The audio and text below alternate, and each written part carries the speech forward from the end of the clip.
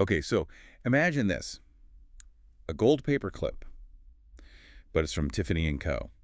And get this, it costs $1,500. Would you buy it? It sounds crazy, right? Totally bonkers, Mm. but it actually exists. And that's what we're diving into today, this whole idea of value, especially in the world of hypnotherapy. I like it. We're taking a deep dive into Guide d'appel stratégique by Virginie Eymere.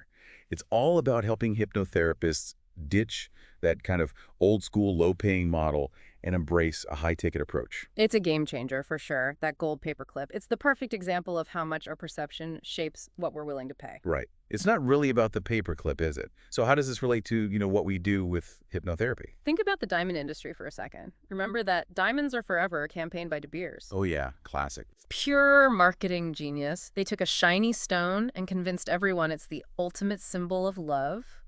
That emotional connection, the idea that they're rare. Suddenly a big price tag seems justified. Okay, I see where you're going with this. Yeah. We accept those high prices for, like, diamonds, designer stuff, luxury cars. We buy into the story, the feeling, the promise behind it, right? Exactly. But then we get to hypnotherapy, Yeah. something that can literally transform lives. Mm-hmm. And suddenly we're shy about charging what we're really worth. It's like a disconnect. It happens all the time, unfortunately. And that traditional hourly rate model doesn't really reflect the full picture for hypnotherapists. It doesn't, does it? Because it's not just about the time spent with the client, right? Right. There's so much more to it. Way more. All the prep work. Yes. All the research, the personalized stuff we create, following up with clients after sessions. Which takes time. Exactly. All of that eats into what you're actually making per hour. It's so true. The guide gave a really good example, a client who finally quit smoking after years of trying. Oh, wow. It's a huge win in itself, obviously. But then you see this domino effect. Their health improves, they save money, relationships get better. It's powerful. Our whole life shifts just from quitting smoking. That's what we call subproducts, or you could call them bonus benefits. Yeah. It's not just about fixing the one problem, it's the ripple effect. Right. Like it impacts everything else. Exactly. So let's say you're helping someone with insomnia. They get better sleep, obviously, but Right. then they have more energy, they're more focused at work, their relationships might even improve because they're less stressed. Makes sense. They're not grumpy from lack of sleep. Exactly. These are huge positive changes that go way beyond that initial issue. Right. It transforms their entire life. So we're not just talking about like individual changes here. It's bigger than that. It really is. When you start to see the value in what you offer, it changes everything. You step into this role of kind of like an entrepreneur. Right. You're running a business. Exactly. And a big part of that is letting go of this idea that therapy needs to be affordable for everyone. Because it's healthcare. Yeah, kind of. But think about it. Surgeons, lawyers, even personal trainers, they all charge what they're worth. Their expertise is valued. They don't apologize for it either. Exactly. So why should hypnotherapy be any different? Good point. And the thing is, with this guide, it's not about, like, being greedy or anything. It's not just about the money. Right. It's about owning the value of what you bring to the table. Yes. And Virginie Eymere, she actually used to have this corporate job at H&M, if you can believe it. Really? Totally different world. But she became a high-ticket hypnotherapist. So it shows you can be successful, ambitious even, and still do this amazing work that helps people. Absolutely. You can be both.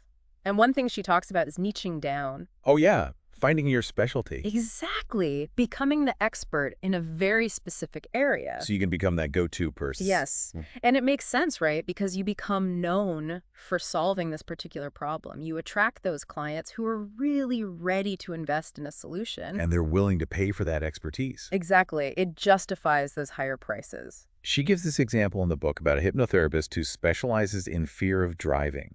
Okay, interesting. So pretty specific. Right. But then they take it a step further. They decide to focus on women who are escaping domestic violence. Wow. And they understand the urgency, the life or death stakes. They're not just dealing with a fear of driving. It's so much deeper than that. Right. It's about safety and freedom. Exactly. Yeah. So that level of specialized expertise, knowing what these women are going through, it allows them to charge higher prices. Because they're attracting clients who are incredibly motivated. Yes. They need that help now. And they're ready to do what it takes to move forward. And that makes a huge difference. So, okay, you've got the value, you found your niche. Now, how do you actually make those high-ticket sales? That's the million-dollar question, right? Right. And that's where this strategic call framework comes in, right? Exactly. It's all about the framework Virginie lays out in the book. And what's so interesting is that it's not about, being pushy or using those sales tactics. It's not about that. It's not about being that sleazy Yeah, salesperson. no, not at all. It's about shifting your focus during those calls with potential clients. So it's not about closing the deal right then and there. Exactly. It's not. With Virginie's approach, it's all about truly listening. Really understanding what the client needs. Yes. Understanding their needs, their fears, what they're hoping to achieve. It's about building that trust. Because when you have that foundation of trust, you could work through any objections they might have, like about price, for example. Absolutely. And Virginie offers some really great strategies for this in the book. Like one way to reframe the value is to focus on the long-term savings. So how do you explain that to a client? You help them see the bigger picture. Someone might be hesitant about the investment, but they've probably been struggling with this issue for years, right? This has been costing them in other ways. Exactly. So investing in a solution that gets them results faster, it could save them money in the long run. Oh, it's a good point. Whether it's missed opportunities or their health even. Exactly. Another way to reframe it is to position it as a significant life investment. Like buying a house. Or like, Well, maybe not that big, but think of it like buying a new car or an engagement ring. oh, okay, Yeah. something you invest in. Because it matters. Exactly. Those things are seen as valuable, important. Therapy should be seen the same way. You're investing in yourself. It reminds me of this story, I think it was in the book, about this locksmith.